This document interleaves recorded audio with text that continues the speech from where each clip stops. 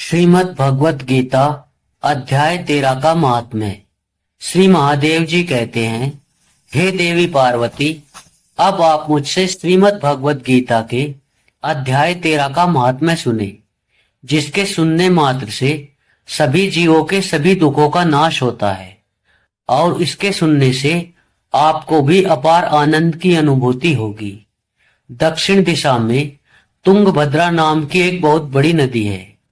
उसके किनारे पर हरिहरपुर नामक एक रमणीय नगर बसा हुआ है, जहां पर हरिहर नाम से साक्षात भगवान शिव विराजमान है, जिनके दर्शन मात्र से परम कल्याण की प्राप्ति होती है। हरिहरपुर में हरि दीक्षित नामक एक श्रोत्रिय ब्राह्मण रहते थे, जो तपस्या और स्वाध्याय में संलग्न तथा वेदों के पारगामी पंडित थे। उनकी एक स्त्री थी, जिसे लोग दुराचार कहकर पुकारते थे। इस नाम के अनुसार ही उसके कर्म भी थे। वह सदा पति को कुआचा कहती थी।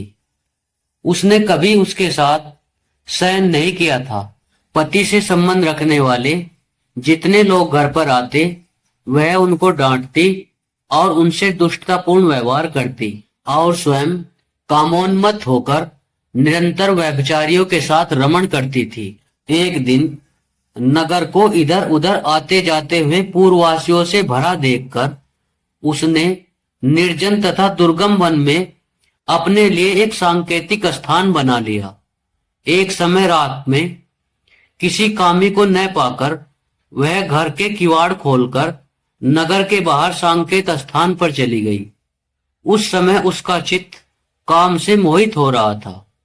वह एक एक कुंज में तथा प्रत्येक वृक्ष के नीचे जा जाकर किसी प्रियतम की खोज करने लगी, किंतु उन सभी स्थानों की खोज करने के बाद भी उसे अपने लिए कोई साथी नहीं मिल पाया और उसकी काम वासना पूर्ण नहीं हो पाई। तब वह स्त्री वन में घूम घूम कर अलग अलग प्रकार की बातें कहकर विलाप करने लगी। चारों दिशाओं में घूम घूम कर वियोग जनित विलाप करती हुई उस स्त्री की आवाज सुनकर कोई सोया हुआ बाघ जाग उठा और वह उछलकर उसी स्थान पर जा पहुंचा जहां वह स्त्री रो रही थी। उधर उस काम वासना में जलती हुई स्त्री ने उस बाघ की आहट को अपने किसी प्रेमी की आहट समझ लिया और ओट से बाहर आ गई। उसी समय उस भयंकर बाघ ने उस पर आक्रमण कर दिया और उसे अपने नख रूपी बाणों से पृथ्वी पर गिरा दिया। उस अवस्था में भी चिल्लाते हुए और कठोर वाणी में वह स्त्री उस बाघ से पूछ बैठी, अरे ओ बाघ, तू क्या यहाँ मुझे मारने आया है? पहले इन सारी बातों का जवाब दे और फिर मुझे मारना।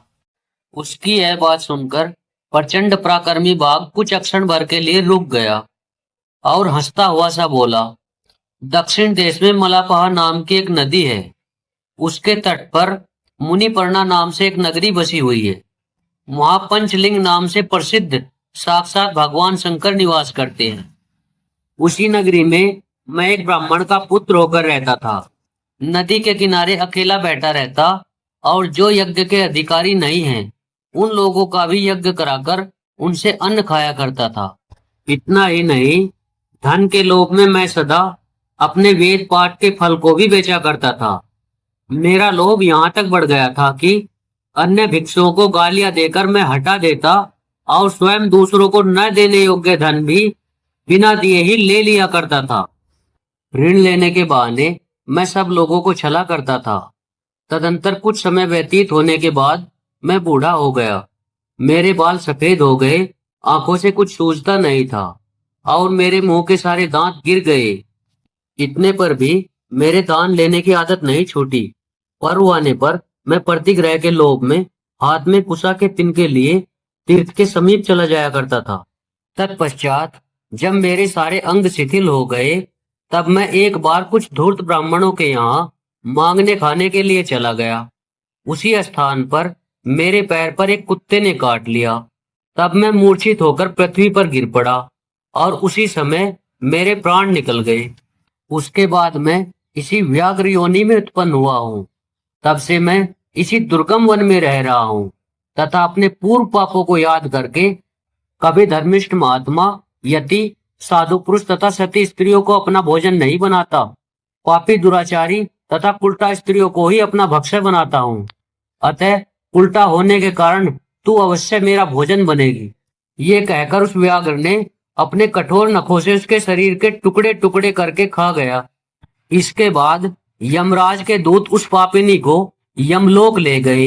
यहाँ यमराज की आज्ञा से उसको अनेकों अनेक बार विष्ठा, मूत्र और रक्त से भरे हुए भयानक गड्ढों में गिराया गया।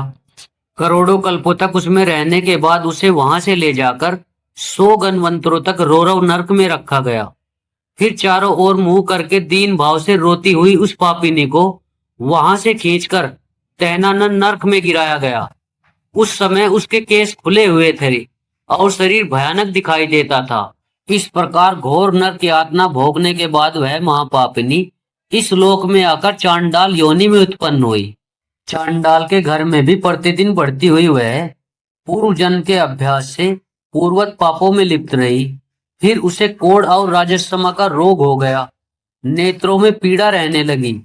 फिर कुछ समय के पश्चात वह पुनः अपने निवास स्थान अर्थात हरिहरपुर को चली गई, जहां भगवान शिव के अंतःपुर की स्वामिनी जम्बका देवी विराजमान हैं। वहां उसने वासुदेव नामक एक पवित्र ब्राह्मण का दर्शन किया, जो निरंतर श्रीमद् भगवत गीता जी के 13वें अध्याय का पाठ करता रहता था। उनके मुख से श्रीमद् भगवत गीता के 13वें अध्याय का पाठ सुनते ही वह चांडाल योनि से मुक्त हो गई और एक दिव्य देह धारण करके वैकुंठ धाम को चली गई। भक्तजनों, श्रीमद् भगवत गीता के अध्याय 13 का यह पाठ आपके और आपके परिवार के लिए मंगलमय हो, इसी कामना के साथ आपसे विदा लेते हैं। तो बोले श्री लक्ष्मी नारायण भगवान की जय। हर हर महादेव। जय सिया राम।